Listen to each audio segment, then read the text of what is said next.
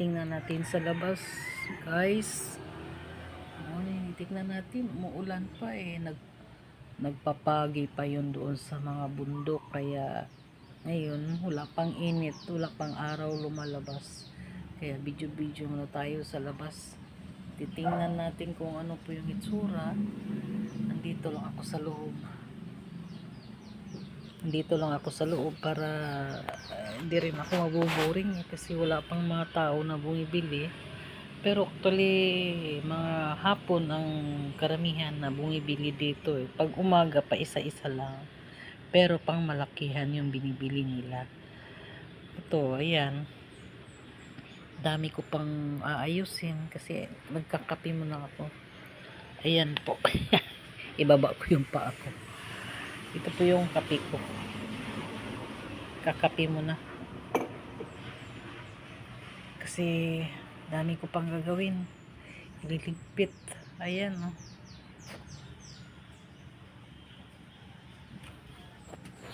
Ito, nung isang araw na disgrasya yung mantika. Ito. Yan ang nangyari dyan. Nagkalat ang mantika, oh. Dyan, yan. Yan, natapon. Kasi pinapabayaan. Nalimutan isara ng ng anak ko. Yan, lagyan ko ng mga karton. Yan, mantika yan. Kaya, hirap pag ang mantika ay matapon. Ako, hindi yan matutuyo. Kung hindi karton ang ilalagay, yung mga box na, ito.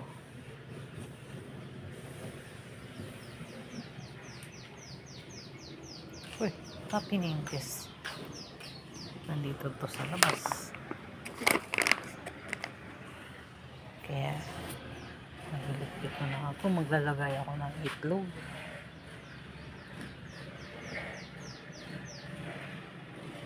Ayan muna. Yan muna yung mga ko dito eh. Mga stock. Wala na kaming stock kasi yun, maraming problema sa buhay. Wala na trabaho yung anak ko. Yung asawa lang nagtatrabaho.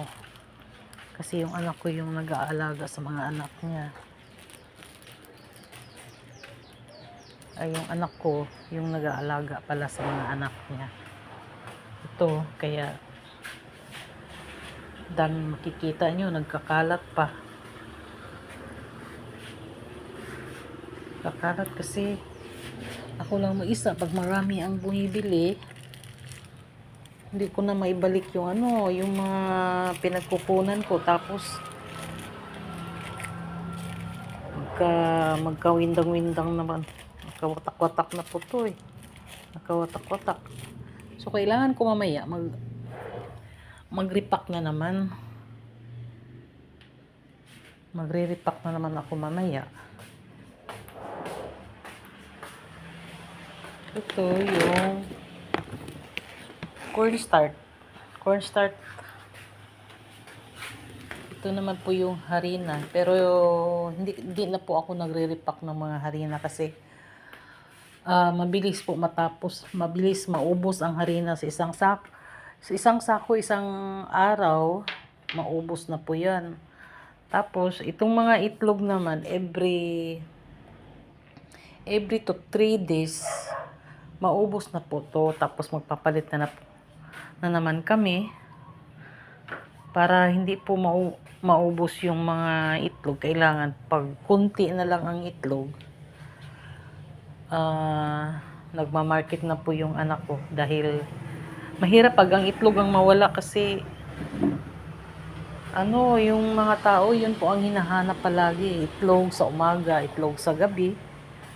Kahit anong luto nila, may itlog po yun. Kahit dami rin nagluluto dito eh. Nagbibinta ng mga kakanin at saka nagluluto ng mga yung mga karinderya. Yun, mga hanap buhay ng mga tao dito.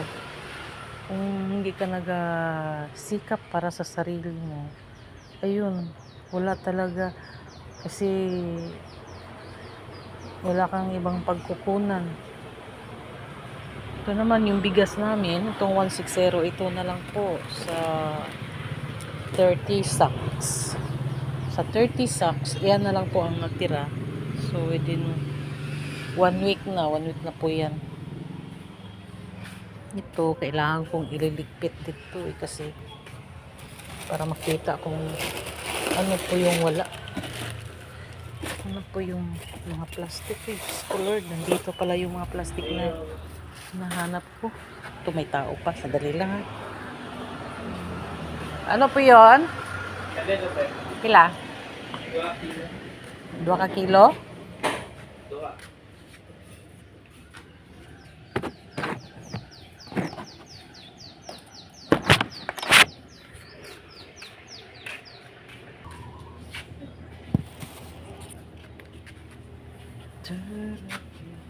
Pakakayuson ko lang tong kuwan.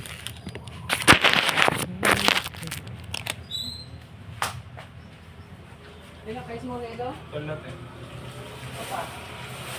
Oh, sarap.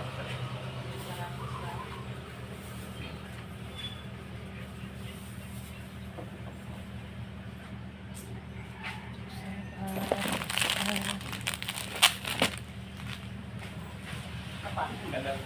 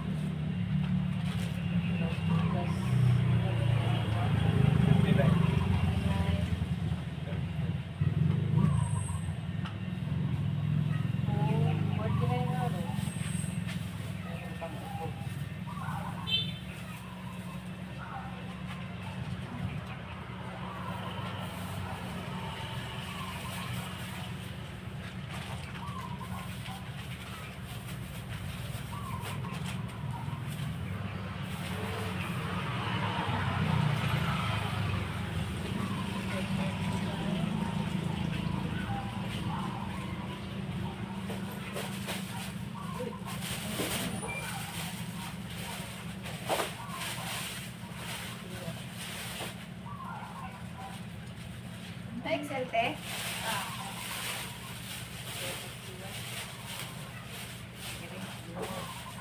Pila? Nasa sa akin. Bubos mo. Ay, kuha ka doon. Kuha mo.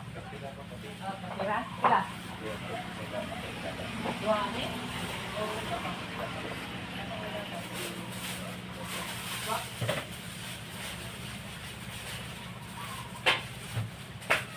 Five, 13, 18.